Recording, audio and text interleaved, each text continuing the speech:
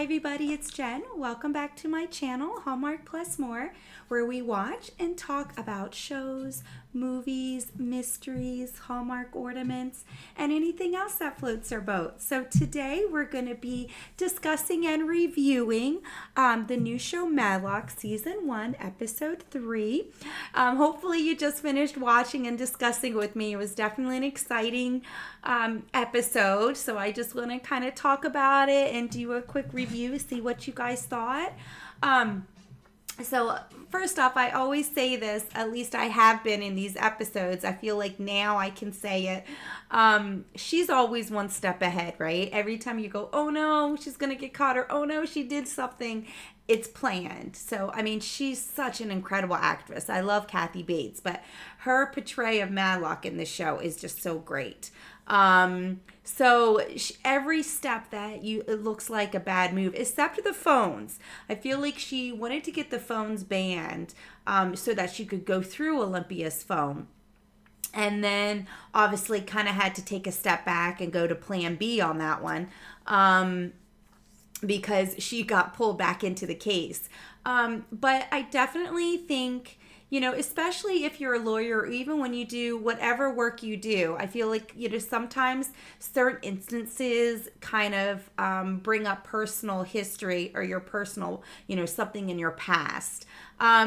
People say it about songs and movies. You hear that song, it brings you back to your high school days, or you hear that song and it reminds you of your ex-boyfriend, or, the same thing with lawyers. When she's seeing this case, it's reminding her of the sexual harassment she herself had in the workplace and what she witnessed, right? I mean, her and her coworkers, they had a name for it, right?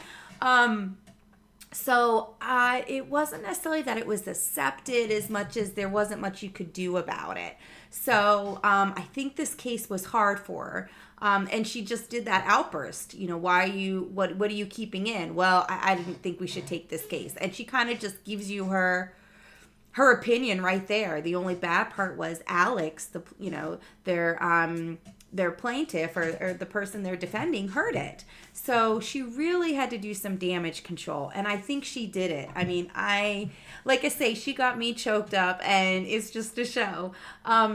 Putting that personal experience in there and finding out, she had to get the jury on her side. Remember, Olympia brought up some great information with Derek, her ex-boyfriend, Alex's ex-boyfriend. But the jury was kind of like, checked out at that point, yawning, closing their eyes, not really paying attention, even though Olympia was doing great with her defense. Like, I think the information she got from Derek should have helped her case, helped Alex. Yeah, she broke with me because she didn't feel comfortable with, in the workplace. They were just fantasies that, So I really think that helped. But in the end, it doesn't matter because the jury is who you have to win over. And so that jury consultant, human lie detector, she was great. Right call about putting Maddie on this, putting Maddie to do the closing arguments and kind of cross on Derek Brooks. So I think... Or I'm sorry, not Derek Brooks, Mr. Brooks. I'm sorry, the boss. When she did that cross on him, I just think she was able to wake up the jury, right? The jury kind of laughed at her. Oh, I forgot my notepad. Oh, I forgot my glasses. And if anything, even though the jury was laughing, she got their attention. And then she nailed, Mr. Brooks with that statement. So I love how she did it. And then she came personal. I think anytime you do anything that seems genuine, it resonates and connects, right? So even though Olympia is a great lawyer, I thought she did a great job. I don't feel like the jury was resonating with her. And I think that's kind of what the jury consultant was saying. Like, hey, you're doing good, but you're losing them. And it doesn't matter how good you do. If the jury isn't connected with you, you're not going to get very far on your case. So I think Matlock had a way of kind of resonating with them and slowly, getting them, paying attention. She kind of reeled them in, so to speak. And then at the end, she just kind of matter-of-factly said that. And I think obviously it was genuine because that is true. She said she never got up in court. She was a contract lawyer, and now we realize why she was a contract lawyer, because she was avoiding a coworker, and that has derailed her whole life. Like, she could have had a different way in as being a lawyer, but she took this path, and that man basically, you know what I mean, she made that decision based off sexual harassment from being away from this person. So it's sad to see that happened to her. I mean, obviously, she's still rich and successful, right? But money's not everything. She's still very sad over her daughter, and now she has to raise her grandson. So, I mean, I agree, money's not everything, but she did become successful, even though she didn't follow that path that she wanted, because she was avoiding that particular coworker, Greg. So I really think her story resonated. Like I said, it touched me, and I know it's a fake show. So I'm glad it resonated with the jury. And to find out he was convicted and expunged for another sexual harassment case, I love how they were like, hey, can we give more? You know what I mean? Like, they're like, hey, this guy, you know, he needs to be stopped. He needs to know that this is going to hurt. And if you know, if you're rich and that's how you make it hurt is by taking your money, then that, you know, I mean, you got to let people have to pay for their crimes. They have to know that no means no, whether you're male, female, and you have to know that there's boundaries. And if you cross them, there has to be consequences.